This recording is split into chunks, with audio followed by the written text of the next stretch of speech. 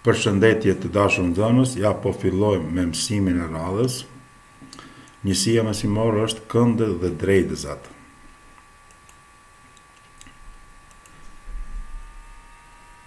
Dy drejtëza, ju e dini se çfarë pozite mund të kenë mes veti, ata mund të jenë paralele, mund të priten dhe mund të puthiten. Sot do të shqyrtojmë rastin kur dy drejtëza do të priten dhe do të jenë paralele. Ja, le të jetë në dhënë drejtëza A dhe drejtëza B, të cilat ndërmjet veti priten. Ata kur priten formojnë kënde në mes tyre dhe ja po shënojmë këndin alfa. Ndërsa me beta do të shënojmë një kënd i cili ka vetëm kulmin e përbashkët me këndin alfa. Ja, është këndi beta. Këta dy kënde, të cilat kanë vetëm kulmin e përbashkët, quhen kënde të kryqëzuara. Do të thotë këndi alfa dhe këndi beta janë kënde të kryqëzuara. Alfa dhe beta pra janë kënde të kryqëzuara. Çfarë vetie kanë këta kënde të kryqëzuara? Këndet të kryqëzuara janë të barabarta në mes veti. Do me thonë alfa është e barabartë me betën.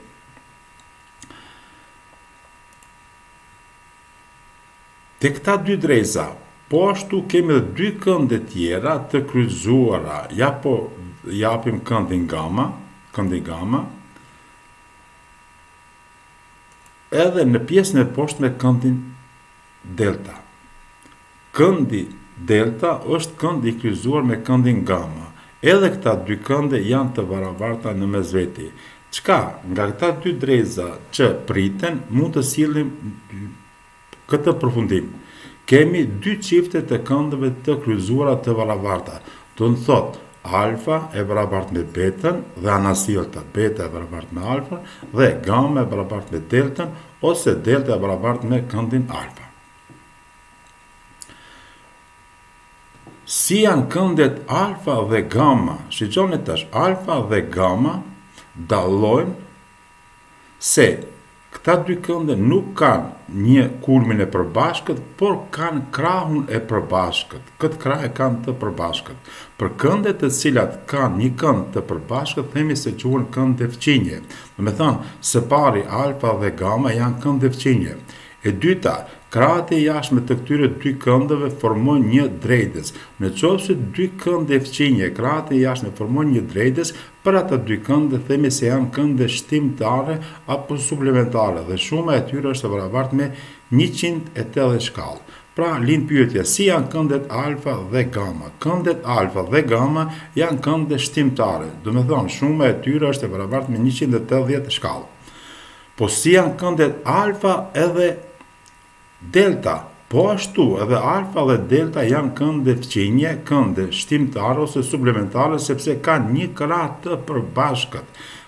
Edhe shuma e këtyre dy këndeve është e barabartë me 180 shkallë. Do me thonë, alfa plus delta e barabartë me 180 shkallë. Si janë këndet alfa dhe beta? Këndet alfa dhe beta kishin një kulm të përbashkët, ishin kënde të kryqëzuara, prandaj këta janë të barabarta në mes vete. Po ashtu të barabarta në mes vete janë këndet gama dhe këndi delta. Vazhdojmë atutje. Le të jenë dhënë dy drejtëza paralele në mes vete, drejtëza A dhe drejtëza B. Drejtën A dhe drejtën B i pret një drejtës e tretë drejtëza C. Drejtëza C, e cila i pret drejtën A dhe drejtën B, në qoftë ju kujtohet nga viti i kaluar, quhet transversale e drejtëzave A dhe B. Kjo transversale e drejtëzave paralele A dhe B me siguri po vreni se formon kënde. Ja një kënd, le të jetë këndi alfa. Mirë po këtu, te këta dy drejtëza kemi edhe kënde tjera dhe ta shohim se si është raporti i këtyre apo madhësia e këtyre këndeve. Cilat kënde janë barabarta me këndin alfa? Në pamje të parë, po që se i shohim këta kënde, na duket se që ky kënd do të jetë i barabartë me këndin alfa. Ja, pa humbur kohë, rrëshqasim këndin alfa, me të vërtet këta dy kënde që kanë të barabarta. Më tutje vazhdojmë. Ky kënd këtu tash është kënd i kryqëzuar me këndin alfa dhe ky është i barabartë. Dalim në drezën B. Edhe në anën tjetër këtu kemi kënd të kryqëzuar, edhe ky janë të barabartë. Do të thonë te këta dy dreza paralele që i pret transversalja gjetëm gjithsej 4 kënde alfa të barabarta. Po ç'ndodh me pjesën tjetër? Apo me kënde tjera? Ja ku kemi këndin beta. Tash këndi beta, ja këtu e kemi, është i barabartë me këtë këndin këtu, beta. Mbi çfarë parimi do ta themi këte? Mund të themi edhe këte se këta dy kënde janë me krah paralel, prandaj janë të barabarta. Këndet me krah paralel janë të barabartë. Këndi B, ky që na doli këtu, tash me këtë kënd është i kryqëzuar. Po ashtu dhe në anën tjetër dalim edhe këtu kemi këndin B të kryqëzuar, po këndin beta të kryqëzuar. Vazhdojmë tutje. Si është madhësia të gjitha këndeve të shënuar me këndin alfa? Të gjitha këta kënde janë të barabarta, janë kënde të barabarta. Si është madhësia e këndeve të shënuar me këndin beta? Po ashtu dhe këta kënde të gjitha janë të barabarta. Tash, si janë këndet alfa dhe beta? Që kemi një raport në mes këndeve alfa dhe beta. Këndet alfa dhe beta kanë një krah të përbashkët, janë kënde shtimtare. Shuma e tyre është e barabartë me 180 shkallë. Me thënë, alfa plus beta është 180 shkallë, janë kënde suplementare apo shtuese apo shtimtare, si duhet. Alfa plus beta 180 shkallë. Edhe tash, do të marrim një kategori tjetër të këndeve, të cilat nuk kanë as kulm të përbashkët dhe as krah të përbashkëta. Në këtë grup të këndeve hyn këndet përgjegjëse. Do t'i definojmë vetitë e këtyre këndeve përgjegjëse. Do me thënë, këta kënde nuk kanë kulm të përbashkët sikurse që kishin këndet e kryqëzuara. Shtrihen në një anë të transversales. Në një anë të transversales, veti e tyre, njëri kënd është i jashtëm, tjetri është i brendshëm dhe këndet përgjegjëse janë të barabarta. Por kjo është vetia që del nga këndet përgjegjëse. Dhe tash të shohim këtu kush janë kënde përgjegjëse. Me siguri po vërreni se kemi shënuar me ngjyrë të njëjtë, këndi 1 dhe këndi 5 i plotësojnë këta tre vetitë e para. Pra, nuk kanë kulm të përbashkët, shtrihen në një anë të transversales dhe janë njëri është i mbreshëm, tjetri është i jashtëm. Po ashtu, po që se shiqojmë këndin 3 dhe këndin 7, edhe këta, njëri është i mbreshëm, tjetri është i jashtëm dhe shtrihen në një anë të transversales. Në anën tjetër të dalin 2 dhe 6, po ashtu edhe 4 dhe 8. Ja ku i kemi edhe njerë, këndi 2 i barabartë me këndin 6, këndi 1 i barabartë me këndin 5, këndi 3 i barabartë me këndin 7 dhe këndi 4 i barabartë me këndin 8. Pra këta që kanë këndet përgjegjëse. Vazhdojmë atutje, këndet të kundërta. Çfarë vetie do kenë këndet të kundërta? Këndet nuk kanë kulm të përbashkët, shtrihen në anë të njëjtë të transversales, të dy janë këndet të mbrëmshëm ose të jashtëm. Ja shiqo dallimin mes këndeve të përgjegjëse. Aty ishte njëri i jashtëm, tjetri i mbrëmshëm, këtu janë ose të dy të mbrëmshëm ose të dy janë të jashtëm dhe dallim tjetër thelbësor është se këndet e kundërta këtu janë suplementare apo shtimtare. Shuma e tyre është e barabartë me 180 shkallë. Duke u bazuar mbi këta veti, po i dallojmë cilat janë ata kënde. Shiqo, këndi 3 dhe këndi 5 shtrihen në njërin anë të transversales dhe të dytë janë të brendshëm. Këndi 1, në realitet 4 dhe 6, të dytë janë të brendshëm, shtrihen në një anë të transversales. Pastaj shkojmë. Ja, dhe njerë, 3 dhe 5 na japin 180 shkallë. Më tutje, 4 dhe 6 na japin 180 shkallë.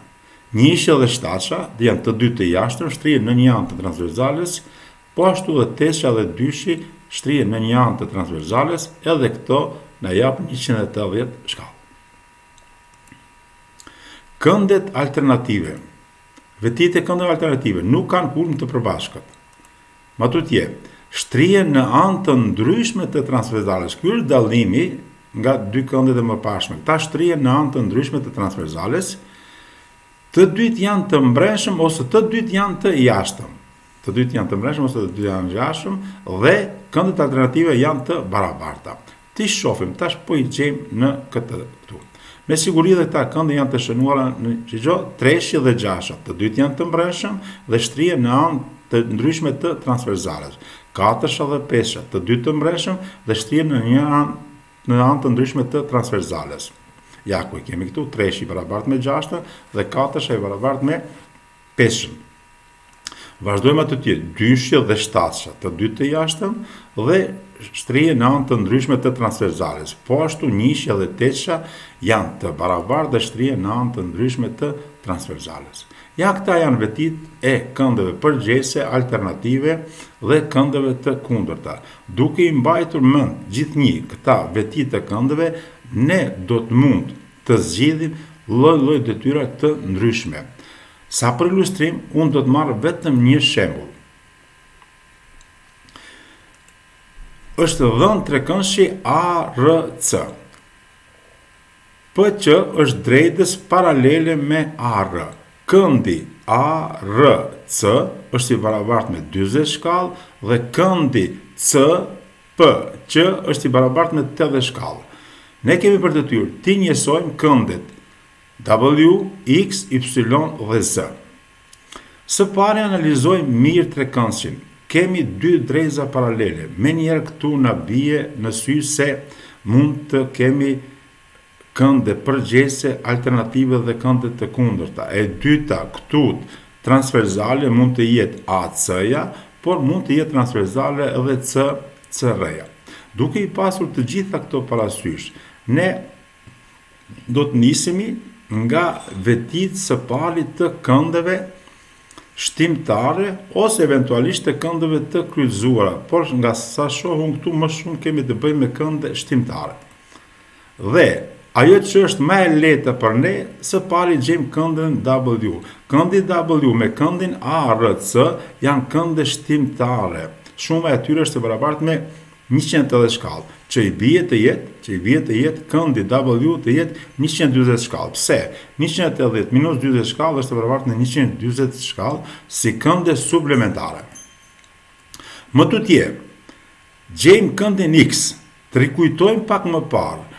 Drejza PC dhe AD janë drejza paralele, ndërsa RC-ja ishte transversale. Këndi X dhe këndi 40 shkallë janë kënde të cilat shtrihen në një anë të transversales, njëri është i jashtëm, tjetri është i mbreshëm, janë si kënde përgjese, andaj janë kënde të barabarta, që i bie të jetë këndi X 40 shkallë. Dalim tash në anën tjetër. Analizojmë këndi 80 shkallë dhe këndi Y janë kënde shtimtare, që i bie të jetë Y i barabartë me 180 shkallë minus 80. 180 minus 100 ashtu falem 180 minus 80 e barabartë me 100. Pra këtu kemi të bëjmë me kënde suplementare. Gjetëm edhe këndin Y. Së fundit na ka ngel tash të gjejmë këndin Z. Në trekëndshin e vogël kemi këndin X që ishte 40 shkallë, këndin te kulmi P që është 80 shkallë, e tash. Si do ta gjejmë këndin Z? Këndin Z do ta njësojmë në këtë mënyrë. Çka bëjmë? Për ta gjetë këndin Z, prej 180 shkallëve i zbresim këta dy këndin, këndin X dhe këndin te kulmi P. Këndi X ishte 40 shkallë, këndi te kulmi P është 80 shkallë. 80 plus 40 shkallë për 120. 120, tash 180 minus 120 e barabartë me 60 shkallë. Do të thotë se këndi Z është i barabartë me 60 shkallë. Dhe tash shohim, ai plusuam të gjitha kushtet e tyrës. Gjetëm këndin W, gjetëm këndin X, gjetëm këndin Y dhe gjetëm këndin Z. Me këtë u plusuan të gjitha kërkesat e detyrave. Të dashur nxënës, në këtë mënyrë, mbi këtë parim, ju do të mundoheni për detyrë shtëpie të zgjidhni detyrat që janë. Pra faqe 213, detyra 1, 2, 3. Miru dëgjofshim në orët tjera. Miru pafshim.